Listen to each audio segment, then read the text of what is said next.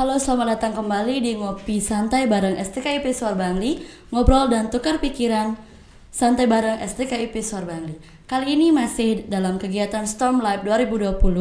Kali ini kita akan ngobrol bersama Bapak Pandey Agus Adiwijaya, Wakil Ketua Bidang Akademik di STKIP Suar Bangli.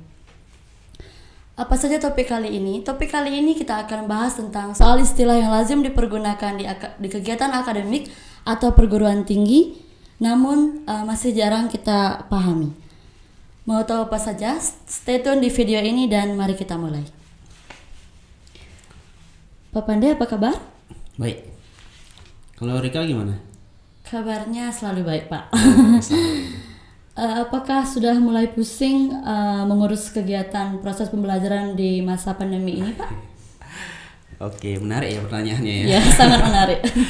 Oke, kalau sebenarnya sih lumayan pusing juga.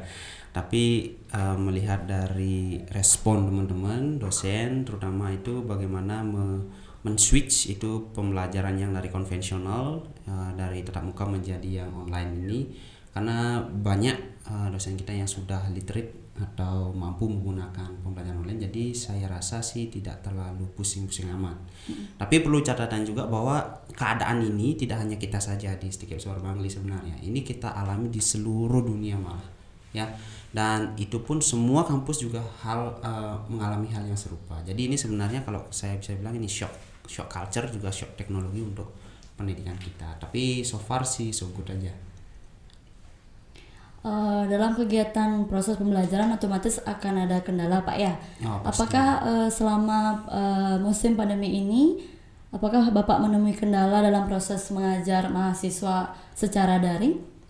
Kalau saya sendiri alami mengajar itu pasti, ya, karena ini satu kan ini tidak pernah kita alami sebelumnya. Walaupun mungkin di satu part, dua part atau beberapa bagian perkuliahan sebelumnya pernah kita gunakan, misalnya kayak kita kuliahnya pakai WA, kita kuliahnya pakai misalnya Google Classroom atau Edmodo pernah, tetapi tidak secara full seperti yang kita gunakan melalui learning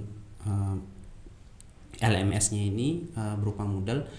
Dan yang saya terima banyak dari keluhan mahasiswa itu lebih ke akses internet, satu itu yang susah sekali, kemudian yang kedua kuota, ya, karena kan kita juga mengerti bagaimana kondisi sekarang, ekonomi juga down, kuota juga banyak pergunakan untuk kuliah online, tetapi saya yakin mahasiswa kita itu bisa beradaptasi dengan baik untuk perkuliahan kita kali ini. Pak Pandey, kali ini saya ingin bertanya tentang beberapa istilah yang modern dan model belajar di kampus, dan saya yakin teman-teman yang ingin kuliah di STKIP Suar Bangli juga ingin tahu, Pak. Tentu saja di kampus manapun beberapa istilah seperti SKS, KRS, KHS, PA, IP, dan IPK. Apa saja sih, Pak, sebenarnya ini, Pak? Oke, banyak ya pertanyaannya. Mungkin saya lihat satu ya dari SKS. Kemudian apa tadi, ada KHS, KRS, kemudian ada PA, ada IP, IPK. Ya. Ya, oke. Ada 6 soal yang harus saya jawab. Mungkin saya akan tanya satu-satu kali ya. Baik, Pak Pandey, kali ini saya mau nanya tentang istilah SKS. Bisa dijelaskan, Pak, apa itu SKS? Oke, SKS itu adalah kepanjangannya Sistem Kredit Semester. Ya. Nah, apa SKS ini? Kalau kita mau bilang ya bahasa bodohnya lah kita bilang, atau bisa awam banget, itu kita bisa bilang SKS ini adalah level kesulitan dari mata kuliah yang mau kita ambil. Ya, contoh misalnya kalau kita menemukan ada setiap semester, bilanglah kita rata-rata antara 8 sampai 10 mata kuliah. Mata kuliah ini namanya mata pelajaran kalau di sekolah menengah. Yeah. Nah, itu ada 10, jadi ada 2 SKS, ada 3 SKS. Nah, artinya apa? Kalau yang 2 SKS itu artinya setiap minggu itu level atau Anda belajarnya adalah 100 menit ya, 1 minggu. Ya, itu artinya 2 SKS. Kalau 3 itu artinya 150 menit tiap minggu. Karena 1 SKS itu hitungannya adalah 50 menit. Ya. Nah, kalau sekarang itu ada perbedaan definisi ya. Kalau dulu itu namanya adalah satu SKS itu maksudnya adalah sekali belajar menit kali belajar ya. Kalau di perguruan tinggi itu udah 50 menit. Jadi satu SKS 50 menit. Kalau di SMA atau SMK itu 45 menit. Kalau SMP 40 menit, kalau SD 35 menit ya.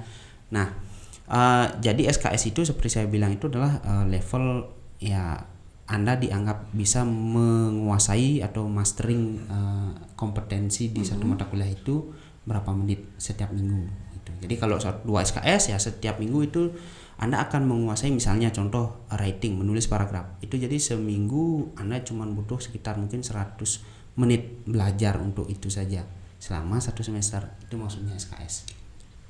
Oke. Ya. Lalu mengapa jumlah SKS itu ada 2 sampai 3 atau bahkan lebih, Pak? Apakah itu ada aturannya? Ya, kenapa SKS itu berbeda-beda? Ya, itu ada perumusannya, ada step-stepnya.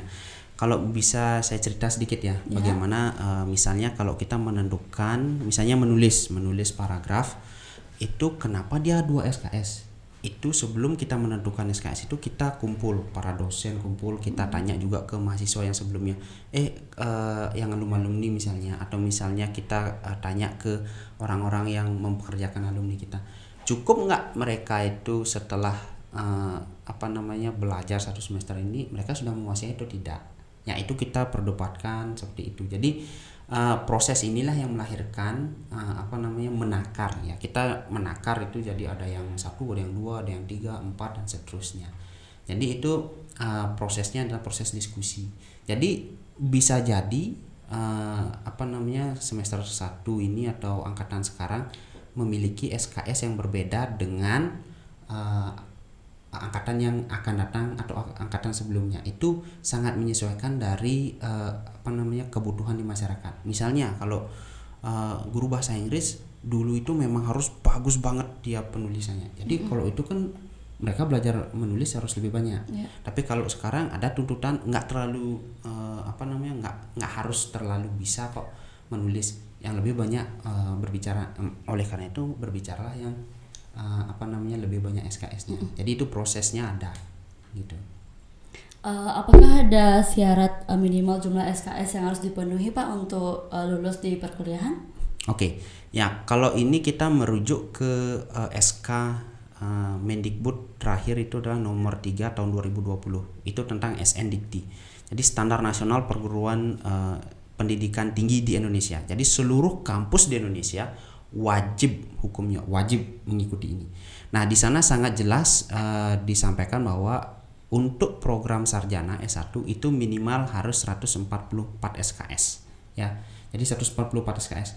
Ya, pertanyaannya boleh nggak di bawah itu? Tidak boleh. Tapi kalau lebih gimana? Sangat boleh. Ya. Jadi 144. Dan kemudian bisa saya informasikan kalau setiap semester mahasiswa itu cuman bisa maksimal itu 24 SKS. Ya, jadi mungkin ke sana bentar kita ke kartu rencana studinya itu. Jadi mahasiswa itu cuman boleh melakukan atau memplanningkan itu cuma 24 SKS per semester. Seperti itu, Rika. Ya. Pertanyaan berikutnya tentang masih tentang SKS, Pak. Iya. Jadi ya SKS ini. Ya. Jadi misalkan ada mahasiswa yang belum memenuhi kriteria jumlah SKS dan sudah batas DO, apakah ini bisa disiasati, Pak? Oke, DO ya, ini ada istilah lagi. DO itu drop out ya. Drop out itu kalau balik lagi ke SNDikti itu maksimal itu adalah 14 semester. Kalau lewat dari itu mau tidak mau secara otomatis mahasiswa itu dianggap drop out. Jadi bahasa gininya dipecat ya. Mahasiswa itu dipecat sebenarnya. Ya, atau bukan dikeluarkan, dipecat. Jadi dia tidak memiliki hak untuk menerima ijazah lagi. Gitu. Nah, kemudian tadi kan belum 144 selama 14 semester ini. Nah, itu harus kita cek dulu ya. Itu cek dulu bagaimana riwayat studinya dia dari semester 1 sampai semester 14. jikalau di semester 14 itu dia masih memiliki bilanglah di bawah 24 SKS yang belum selesai, itu masih bisa gitu. Tetapi kalau tidak, itu misalnya dia di semester 14 ini dia masih memiliki 40 SKS yang belum dituntaskan, ya mohon maaf nggak bisa gitu ya. Tetapi kalau kita di Stikip Suar Bangli, kita setiap tahun itu review siapa yang mahasiswa sudah misalnya lewat semester 10, semester 11, jikalau mereka ada SKS yang belum ditempuh, belum diselesaikan, kita hubungi supaya bisa cepat diselesaikan. Ya. Nah, untuk informasi juga, kalau S1 itu berdasarkan SNDikti juga, itu paling cepat dia adalah 8 semester ya, atau 4 tahun memang. Tetapi Pak, apakah masih bisa di bawah itu? Bisa. Ya, bagaimana caranya? Di semester 7 adik-adiknya itu membuat skripsinya. Jadi tidak di semester 8 membuat skripsi. Nanti kalau sudah selesai di semester 7 tinggal ujian saja di semester 8. Jadi kita bisa bilang itu cuman masuk sebulan saja untuk di semester 8 sudah selesai gitu. Jadi nggak sampai 4 tahun sebenarnya, mungkin 3 tahun sekian bulan sudah bisa tamat seperti itu. Gitu ya, berarti bisa lebih cepat lebih baik kan, seperti itu Pak ya. Kalau pasti bisa kan semuanya harus kayak gitu kan, 3 tahun setengah lah ya, oke, atau bisa. Ya maksimal 4 tahun, jangan sampai lebih. Ya.